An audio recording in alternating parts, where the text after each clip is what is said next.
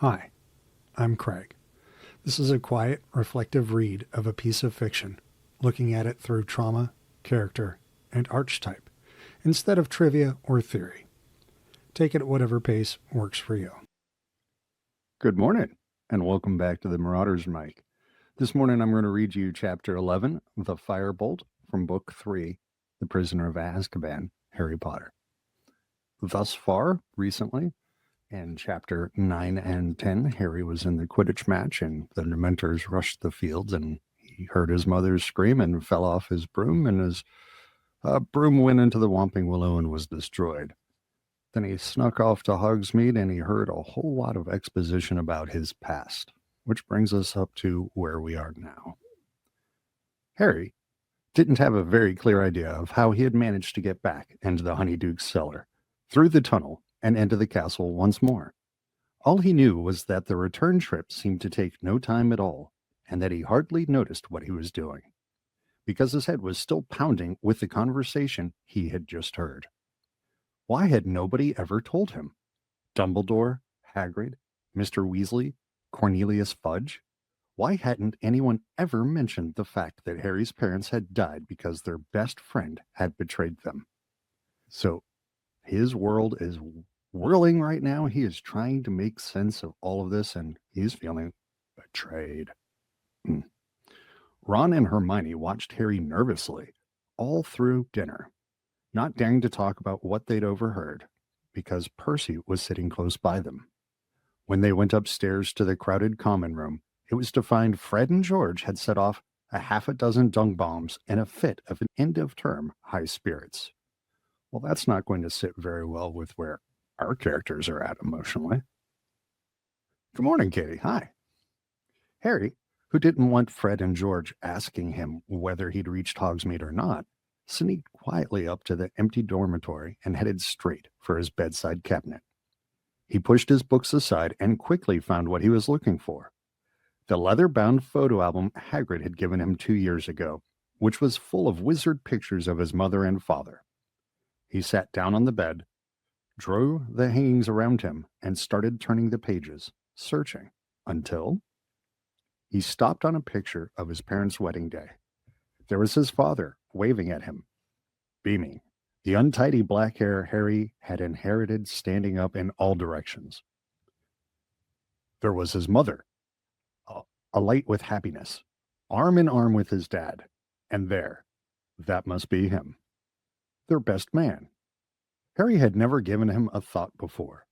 If he hadn't known it was the same person, he would have never guessed it was Black in this old photograph. His face wasn't sunken and waxy, but handsome, full of laughter. Had he already been working for Voldemort when this picture had been taken? Was he already planning the deaths of the two people next to him? Did he realize he was facing 12 years in Azkaban, 12 years which would make him unrecognizable?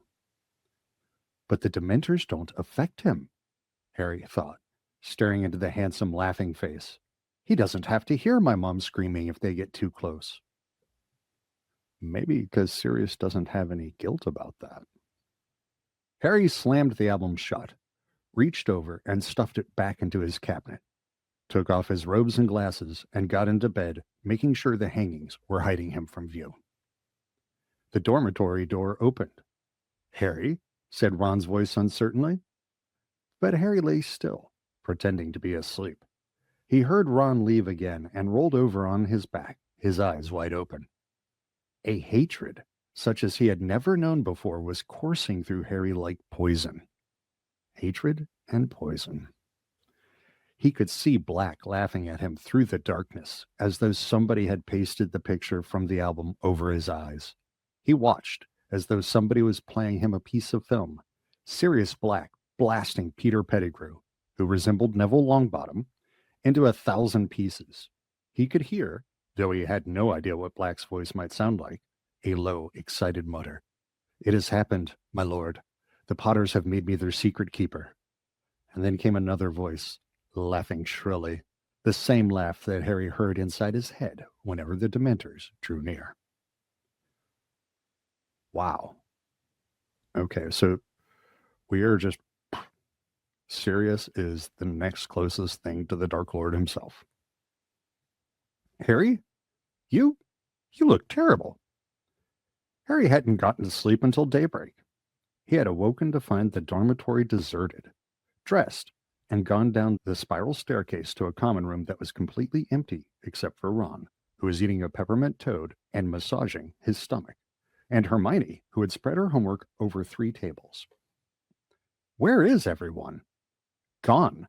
It's the first day of the holidays, remember? Said Ron, watching Harry closely. It's nearly lunchtime. I was going to come and wake you up in a minute. Harry slumped into a chair next to the fire. Snow was still falling outside the windows.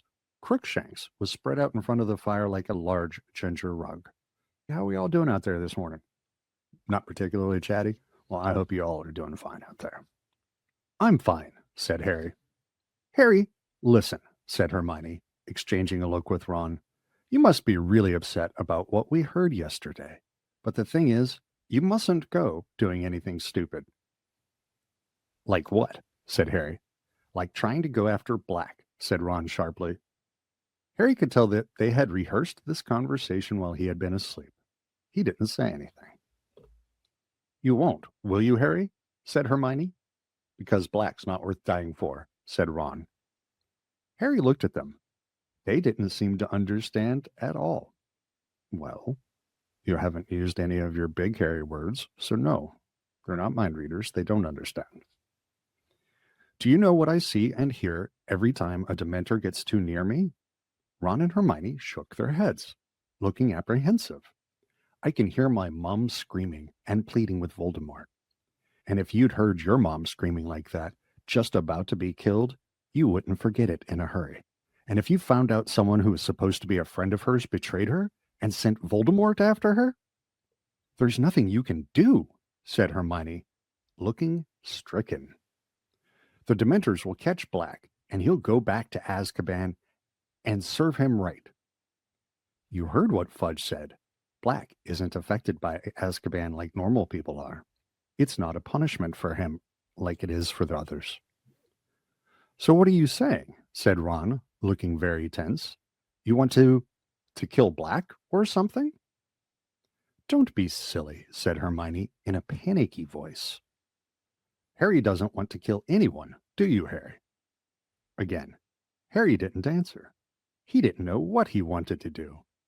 All he knew was the idea of doing nothing while Black was at liberty was almost more than he could stand. Malfoy knows, he said abruptly. Remember what he said to me in Potions? If it was me, I'd hunt him down myself. I'd want revenge.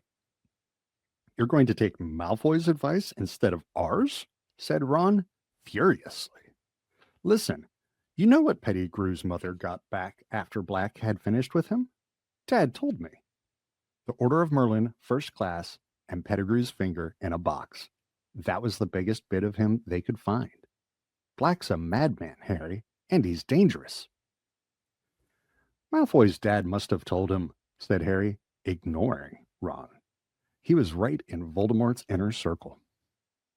Say you know who, will you? Interjected Ron angrily. So obviously the Malfoys knew Black was working for Voldemort, and Malfoy'd love to see you blown into about 1,000,000 pieces like Pettigrew. Get a grip. Malfoy's just hoping you'll get yourself killed before he has to play you in Quidditch. I mean, that is definitely one reason. That is one way to win the Quidditch Cup. Kill the opposition. It does make it hard to have rematches in following years, though. Harry, please, said Hermione, her eyes now shining with tears. Please be sensible. Black did a terrible, terrible thing, but don't put yourself in danger. It's what Black wants. Oh, Harry, you'd be playing right into Black's hands if you went looking for him. Your mom and dad wouldn't want you to get hurt, would they? They'd never want you to go looking for Black. I'd never known what they'd wanted because, thanks to Black, I've never spoken to them, said Harry shortly. There was a silence in which Crookshanks stretched luxuriously, flexing his claws. Ron's pocket, and presumably the rat inside it, quivered. Look, said Ron, obviously casting around for a change of subject. It's the holidays. It's nearly Christmas. Let's go down and see Hagrid. We haven't visited him for ages. No, said Hermione quickly. Harry isn't supposed to leave the castle, Ron. Yeah, let's go, said Harry, sitting up, and I can ask him how come he never mentioned black when he told me all about my parents. So Hermione is very concerned. She is very worried. And because she's got a little OCPD type tendencies herself, just tendencies, I ain't diagnosing nobody, because Hermione's got a little OCPD action and she's stressed and anxious. She's trying to double down on rigidity and control and following rules, but not doing it for her. She's doing it because she really is concerned and she wants to keep Harry safe. Ron, however, is just really in touch with his anger. And then Harry, obviously, is not in the mood for being managed by Hermione. So that's why he's blowing this off. Further discussion of Sirius Black plainly wasn't what Ron had in mind. Or we could have a game of chess, he said hastily, or gobstones.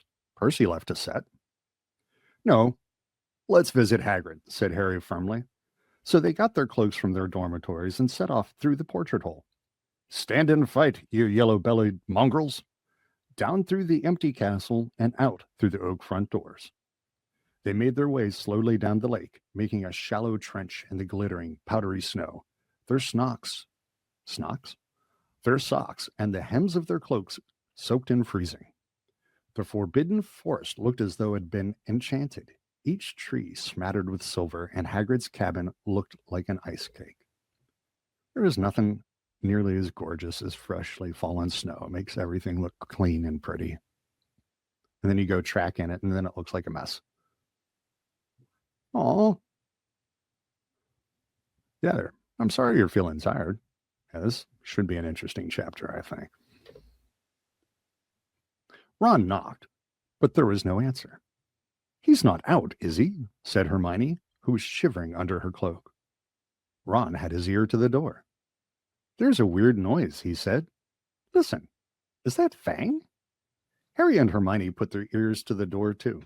From inside the cabin came a series of low, throbbing moans. Oh, dear Lord.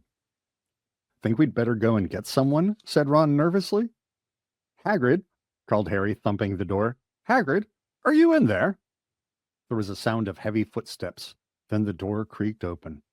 Hagrid stood there with his eyes red and swollen, tears splashing down the front of his leather waistcoat. You've heard, he bellowed, and he flung himself onto Harry's neck. Hagrid being at least twice the size of a normal man, this was no laughing matter. Harry, about to collapse under Hagrid's weight, was rescued by Ron and Hermione, who each seized Hagrid under an arm and heaved him, Harry helping, back into the cabin. Hagrid allowed himself to be steered into a chair and slumped over the table, sobbing uncontrollably. His face glazed with tears which dripped down into his tangled beard. Hagrid, what is it? Said Hermione, aghast. Harry spotted an official-looking letter lying open on the table. What's this, Hagrid? Hagrid's sobs redoubled, but he shoved the letter towards Harry, who picked it up and read aloud.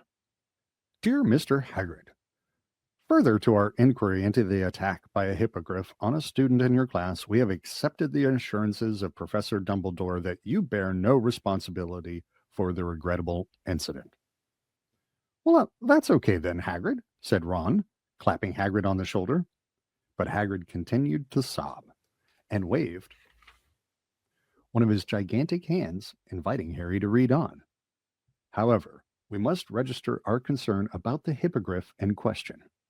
We have decided to uphold the official complaint of Mr. Lucius Malfoy, and this matter will therefore be taken to the Committee for the Disposal of Dangerous Creatures. The hearing will take place on April the 20th, and we ask you to present yourself and your hippogriff at the committee's offices in London on that date.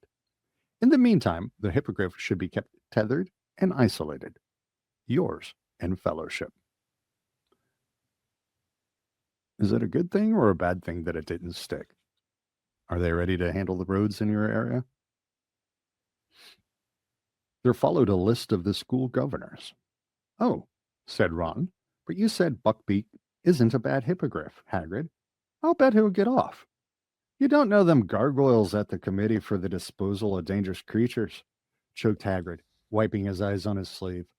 They've got it in for interesting creatures.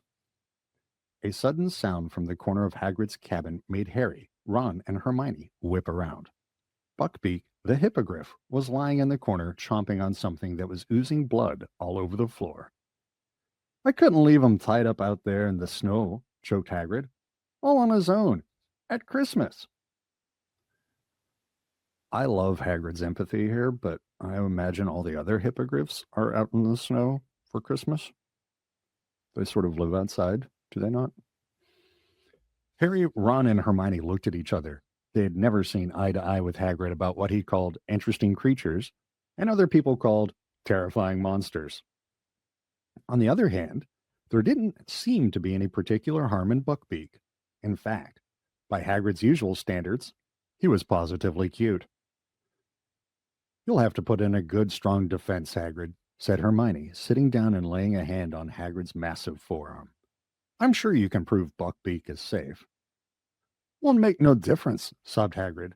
Them disposal devils, they're all in Lucius Malfoy's pocket. Scared of him. And if I lose the case, Buckbeak? Hagrid drew his fingers swiftly across his throat, then gave a great wail and lurched forward, his face in his arms. What about Dumbledore, Hagrid? Said Harry. He's done more than enough for me already, groaned Hagrid. Got enough on his plate, what with keeping them Dementors out of the castle, and Sirius Black lurking around. Ron and Hermione looked quickly at Harry, checking in on him, as though expecting him to start berating Hagrid for not telling him the truth about Black. But Harry couldn't bring himself to do it. Not now he saw Hagrid so miserable and scared. Still has room for a little bit of empathy left in him. Listen, Hagrid, he said, you can't give up. Hermione's right. You just need a good defense. You can call us as witnesses. I'm sure I've read about a case of hippogriff baiting, said Hermione thoughtfully, where the hippogriff got off. I'll look it up for you, Hagrid, and see exactly what happened. Hagrid howled still more loudly. Harry and Hermione looked at Ron to help them. Shall I make a cup of tea? Said Ron. Harry stared at him. It's what my mom does whenever someone's upset, Ron muttered, shrugging. At last, after many more assurances of help with a steaming mug of tea in front of him, Hagrid blew his nose on a handkerchief the size of a tablecloth and said, You're right. I can afford to go to pieces. Gotta pull myself together. All right, so if you ever saw The Big Bang Theory, hot beverage, kind of like Lupin offering the kids chocolate on the train, sometimes just changing the activity and doing something normal like having a snack or a nice warming beverage, particularly on a cold day, can definitely help change the mood. So even though Ron wasn't sure what he was doing, it wasn't a bad idea. Snow and chaos. Yeah, in this moment, he is definitely more empathetic than he is angry because, I don't know, the kids sort of owe Hagrid a lot, so maybe he's keeping that in check because Hagrid's done them some solids. I'm more of a coffee fellow myself, but a warm beverage does make everything better. Or if you're an adult, a nice frosty beverage in the evenings. Just saying. Fang the boarhound came timidly out from under the table and laid his head on Hagrid's knee. I've not been myself lately, said Hagrid, stroking Fang with one hand and mopping his face with the other. Worried about Buckbeak, and no one liking me classes. We do like them, lied Hermione at once. Yeah, they're great, said Ron, crossing his fingers under the table. How are the flobberworms? Dead, said Hagrid gloomily. Too much lettuce. I know, said Ron, his lip twitching. And them Dementors make me feel ruddy terrible and all, said Hagrid, with a sudden shudder. Gotta walk past them every time I want a drink at the Three Broomsticks. It's like being back in Azkaban. And so there's 3 people that are particularly affected on the Hogwarts grounds right now. And that probably doesn't help Hagrid deal with any of his stuff or teach a new class effectively.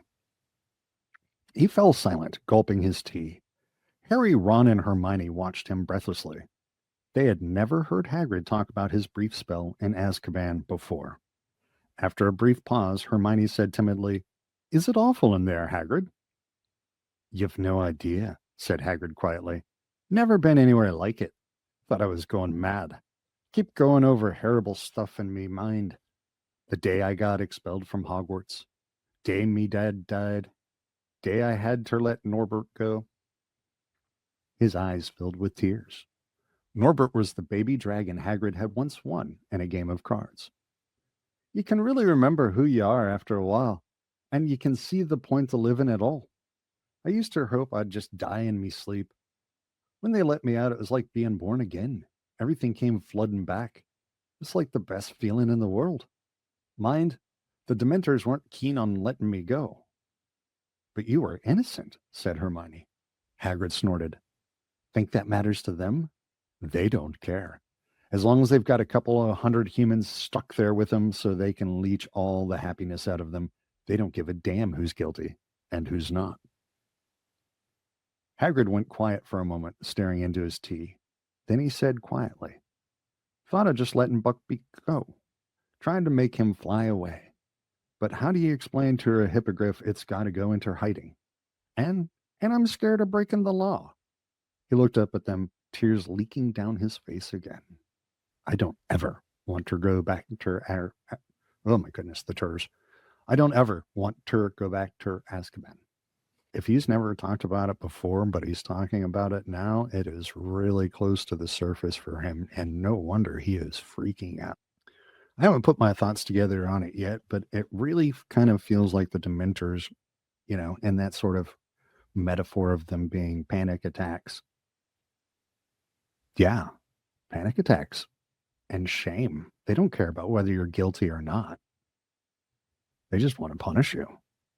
And I still have to do some thinking about what that means for Sirius. Was it just that he doesn't have guilt, so they don't have anything to hook onto him for? Not sure. Too much lettuce. The poor little critters at Hogwarts, man. They go through a whole bunch of small little animals. The trip to Hagrid's, though far from fun, had nevertheless had the effect Ron and Hermione had hoped. Though Harry had by no means forgotten about Black, he couldn't brood constantly on revenge if he wanted to help Hagrid win his case against the Committee for the Disposal of Dangerous Creatures. He, Ron, and Hermione went to the library next day and returned to the empty common room laden with books which might help prepare a defense for Buckbeak. The three of them sat in front of the roaring fire, slowly turning the pages of dusty volumes about famous cases of marauding beasts, speaking occasionally when they ran across something relevant. Here's something. There was a case in 1722, but the hippogriff was convicted. Ugh, look what they did to it. That's disgusting.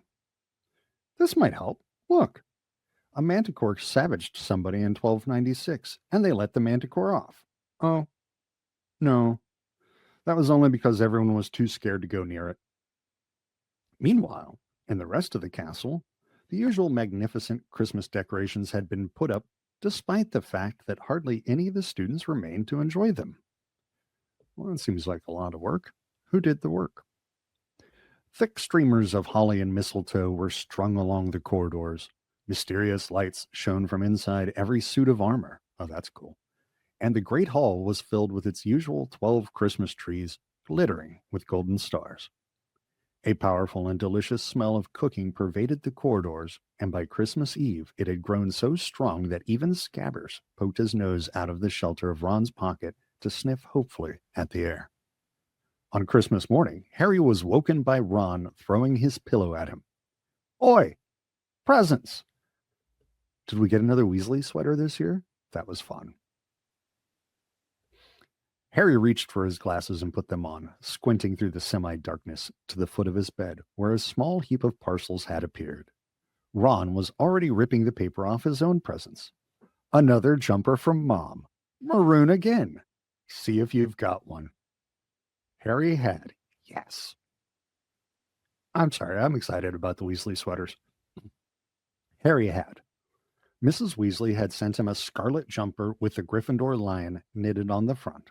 Also, a dozen home-baked mince pies, some Christmas cake, and a box of nut brittle. As he moved all these things aside, he saw a long, thing package laying underneath. I love how he's been accepted into the Weasley family. I think Molly is just super good for Harry. What's that? Said Ron, looking over a freshly unwrapped pair of maroon socks in his hand. Don't know. Oh, if only there was some foreshadowing in the chapter title. I have no idea what it could be. Harry ripped the parcel open and gasped as a magnificent, gleaming broomstick rolled out onto his bedspread. Ron dropped his socks and jumped off his bed for a closer look. I don't believe it, he said hoarsely. It was a firebolt, identical to the dream broom Harry had gone to see every day in Diagon Alley. Its handle glittered as he picked it up. He could feel it vibrating and let go. It hung in midair, unsupported, at exactly the right height for him to mount it. His eyes moved from the golden registration number at the top of the handle right down to the perfectly smooth, streamlined birch twigs that made up the tail. Who sent it to you? Said Ron, in a hushed voice. Look and see if there's a card, said Harry. Ron ripped apart the firebolt's wrappings. Nothing. Blimey, who'd spend that much on you? Well, said Harry, feeling stunned. I'm betting it wasn't the Dursleys. I bet it was Dumbledore, said Ron, now walking round and round the thunderbolt, taking in every glorious inch.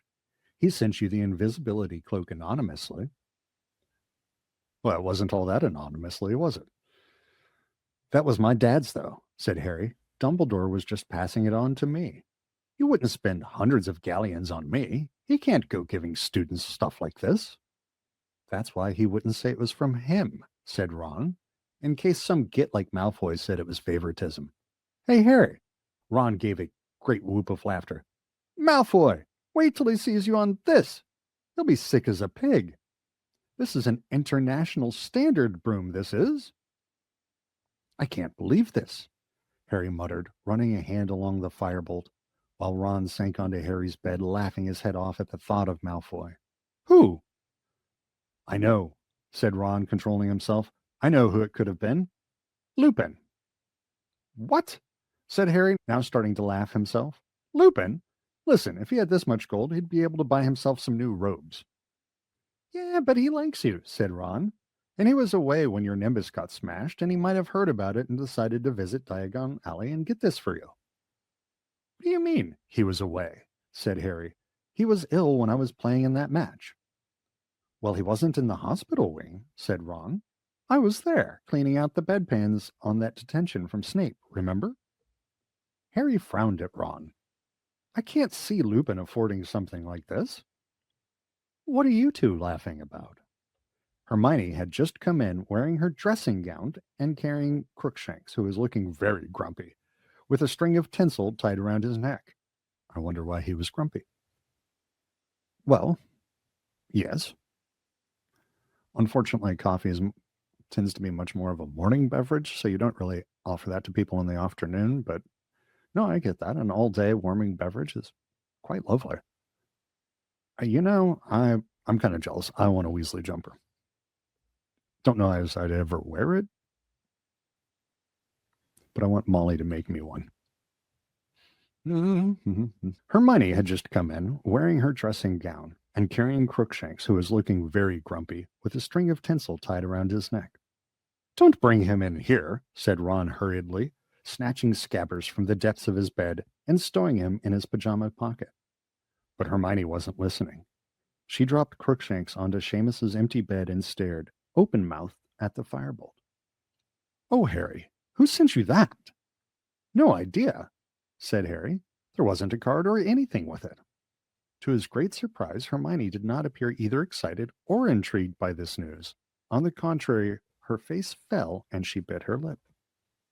Interesting. What's the matter with you? Said Ron. I don't know, said Hermione slowly, but it's a bit odd, isn't it? I mean, this is supposed to be quite a good broom, isn't it? Ron sighed exasperatedly. It's the best broom there is, Hermione, he said. So it must have been really expensive. Probably cost more than all the Slytherin's brooms put together, said Ron happily. Well, who'd send Harry something as expensive as that and not even tell him they'd sent it? said Hermione. Mm-hmm. Mm-hmm. Who cares? Said Ron impatiently. Listen, Harry, can I have a go on it? Can I?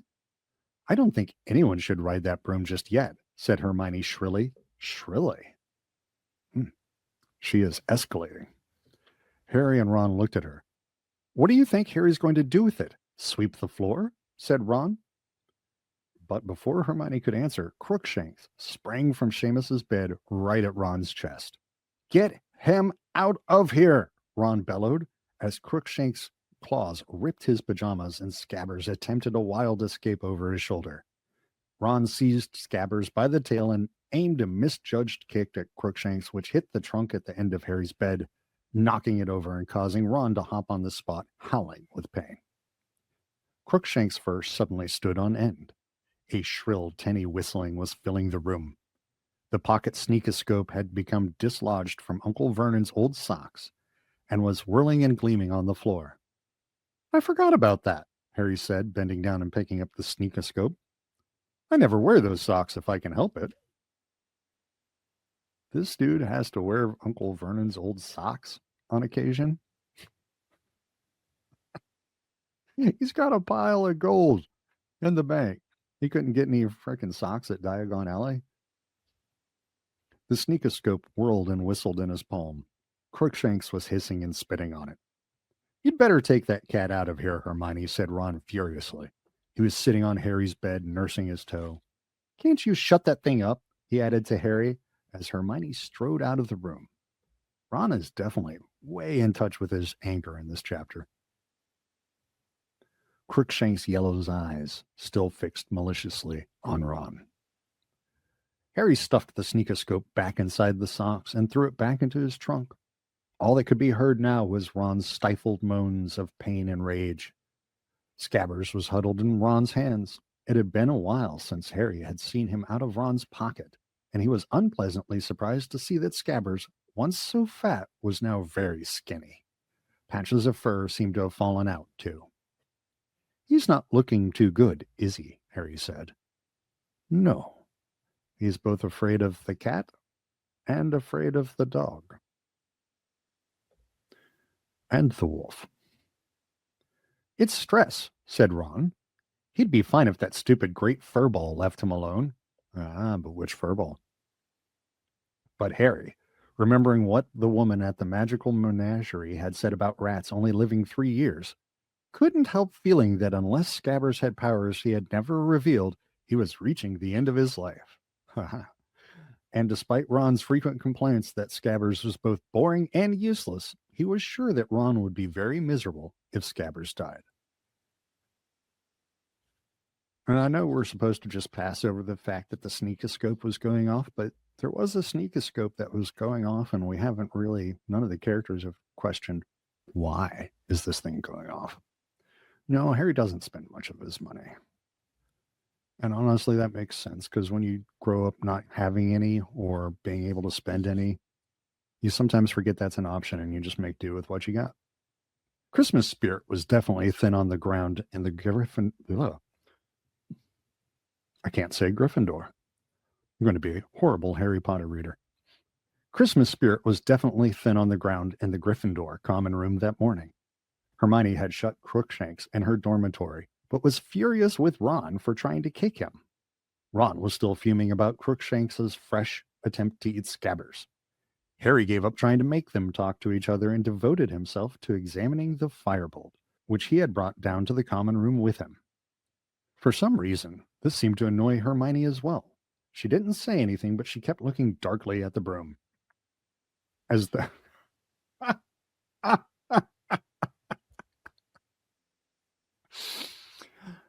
But she kept looking darkly at the broom as though it, too, had been criticizing her cat.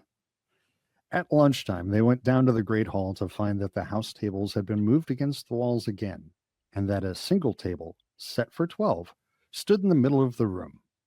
Professors Dumbledore, McGonagall, Snape, Sprout, and Flitwick were there, along with Filch the caretaker, who had taken off his usual brown coat and was wearing a very old and rather moldy-looking tailcoat. There were only 3 other students, 2 extremely nervous-looking first-years and a sullen-faced Slytherin fifth year. "Merry Christmas," said Dumbledore, as Harry, Ron, and Hermione approached the table.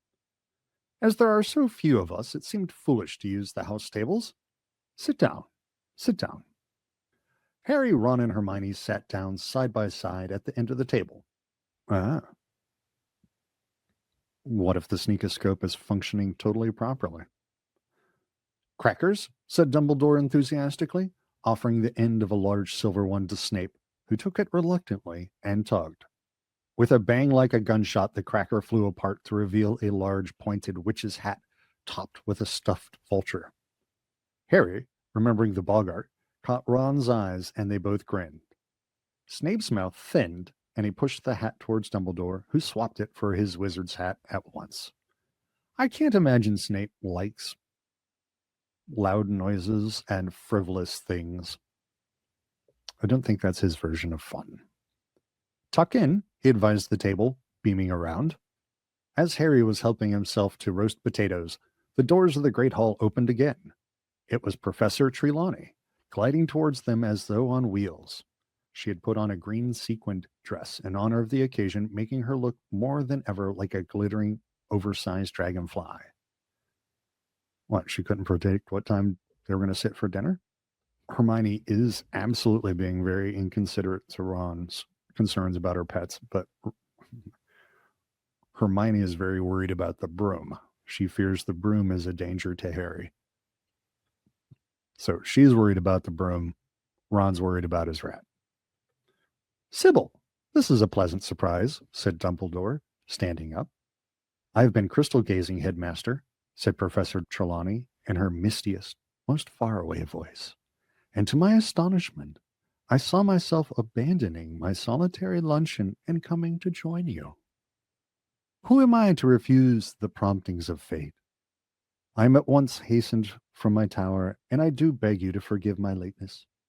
Certainly, certainly," said Dumbledore, his eyes twinkling. "Let me draw you up a chair." And he did indeed draw a chair in midair with his wand, which revolved for a few seconds before falling with a thud between Professor Snape and McGonagall. Professor Trelawney, however, did not sit down. Her enormous eyes had been roving around the table, and she suddenly uttered a kind of soft scream. "I dare not, Headmaster. If I join the table, we shall be 13. Nothing could be more unlucky.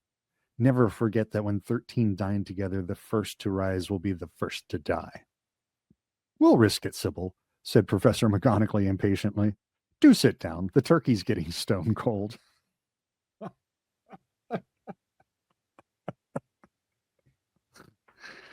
Ain't nobody got time for that.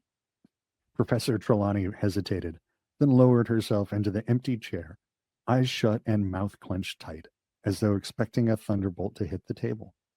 Professor McGonagall poked a large spoon into the nearest tureen. "Tripe, Sybil?" Professor Trelawney ignored her. Eyes open again, she looked around once more and said, "But where is dear Professor Lupin?" "I'm afraid the poor fellow is ill again," said Dumbledore, indicating that everybody should start serving themselves. "Most unfortunate that it should happen on Christmas Day." "But surely you already knew that, Sybil," said Professor McGonagall, her eyebrows raised. Professor Trelawney gave Professor McGonagall a very cold look. "Ooh, they're being catty."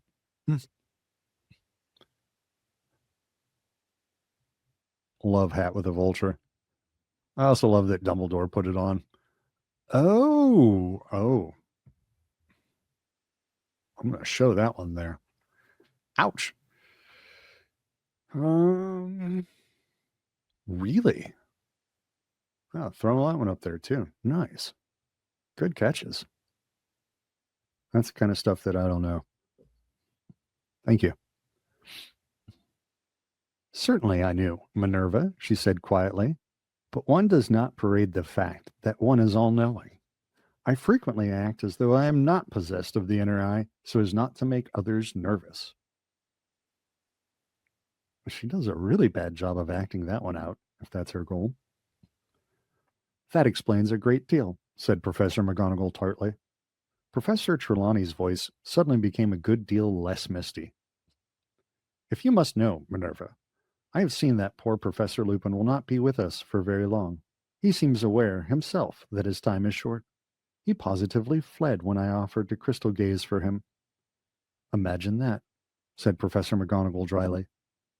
I doubt, said Dumbledore in a cheerful but slightly raised voice, which put an end to Professor McGonagall and Professor Trelawney's conversation, that Professor Lupin is in any immediate danger. Severus, you've made the potion for him again? Yes, Headmaster, said Snape. Good, said Dumbledore. Then he should be up and about in no time. Derek, have you had any of these chipolatas? They're excellent. All right, so having conversations about the potions in front of the students doesn't necessarily give the secret away, but it certainly gives them more information, and us, the readers, gives us more information to unwrap this mystery. Right? The first year boy went furiously red on being addressed directly by Dumbledore and took the platter of sausages with trembling hands. Professor Trelawney behaved almost normally until the very end of Christmas dinner, 2 hours later. Full to bursting with Christmas dinner and still wearing their cracker hats, Harry and Ron got up first from the table and she shrieked loudly. My dears, which of you left his seat first? Which? Don't know, said Ron, looking uneasily at Harry.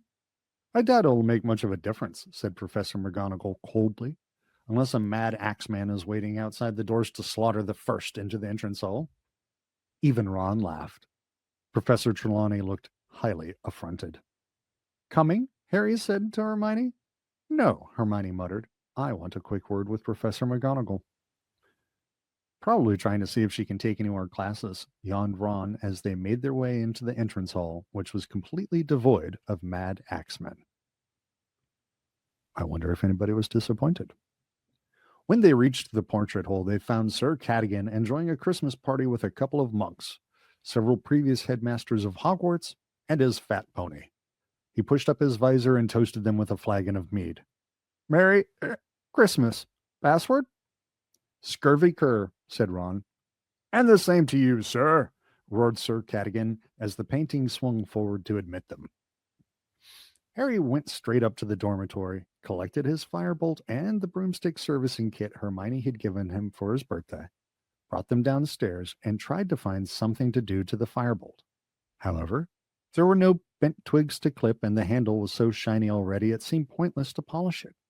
He and Ron simply sat admiring it from every angle, until the portrait hole opened and Hermione came in, accompanied by Professor McGonagall.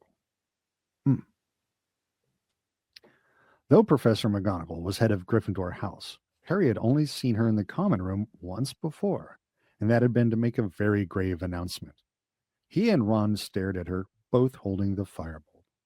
Hermione walked around them, sat down, and picked up the nearest book and hid her face behind it. So that's it, is it? Said Professor McGonagall beadily, walking over to the fireside and staring at the firebolt. Miss Granger has just informed me that you have been sent a broomstick, Potter. Yeah, Hermione, you weren't going to be able to stay out of that one. Harry and Ron looked around at Hermione. They could see her, forehead reddening over the top of her book, which was upside down. May I? Said Professor McGonagall, but she didn't wait for an answer before pulling the broomstick out of their hands. She examined it carefully from handle to twig ends. And there was no note at all, Potter? No card? No message of any kind? No, said Harry blankly. I see, said Professor McGonagall. Well, I'm afraid I will have to take this, Potter. Hermione is very brave, and it absolutely could damage their friendship. I mean, they're already having some conflicts in the group because they're all sort of devolving to their own survival and coping strategies. So that was a big move. I think it was also the correct one, though. So I'm with Hermione on this one. Well, what? Said Harry, scrambling to his feet. Why? It will need to be checked for jinxes, said Professor McGonagall. Of course, I'm no expert, but I dare say Madame Hooch and Professor Flitwick will strip it down. Strip it down, repeated Ron, as though Professor McGonagall was mad. It shouldn't take more than a few weeks, said Professor McGonagall. You will have it back if we are sure it is jinx-free. There's nothing wrong with it, said Harry, his voice shaking slightly. Honestly, Professor. You can't know that, Potter, said Professor McGonagall quite kindly. Not until you've flown it, at any rate, and I'm afraid that is out of the question until we are certain that it has not been tampered with. I shall keep you informed. Professor McGonagall turned on her heel and carried the firebolt out of the portrait hole, which closed behind her. Harry stood staring after her, the tin of high finish polish still clutched in his hands. Ron, however, rounded on Hermione. What did you go running to McGonagall for? Hermione threw her book aside. She was still pink in the face, but stood up and faced Ron defiantly. Because I thought, and Professor McGonagall agrees with me, that broom was probably sent to Harry by Sirius Black. You know, a lot of these chapters end with a bang, and that's definitely a bang. Boom. Chapter 11. And the books, broomstick sent by Sirius Black. Ow. Now, let's put a pin in the trauma-focused read, and let's look at the archetype here. Our hero has received a new, more powerful tool, but he's not quite ready for it. So the guardian, the maternal guardian, the orderly maternal guardian, has come and taken the powerful tool away from the hero, but it'll be returned to him when he's ready for it. Now, back on the trauma-focused side, Harry, having lost everything, suddenly is given one perfect thing, which also gives him some freedom and autonomy. So is sort of displaced everything into this broom. Ah, my one perfect broom. And now Professor that he respects has come and taken it away. And now he's back to having nothing. So, not a super great day for Harry, or a great chapter, and all the friends are in conflict. And maybe we'll find out more about this in chapter 12, the Patronus, which I'll read to you this weekend. Yes. Well, thank you, Katie. Well, thanks both of you for joining me, and I hope to see you again this weekend when we do chapter 12. Have a great day, and I'll see you soon. Bye.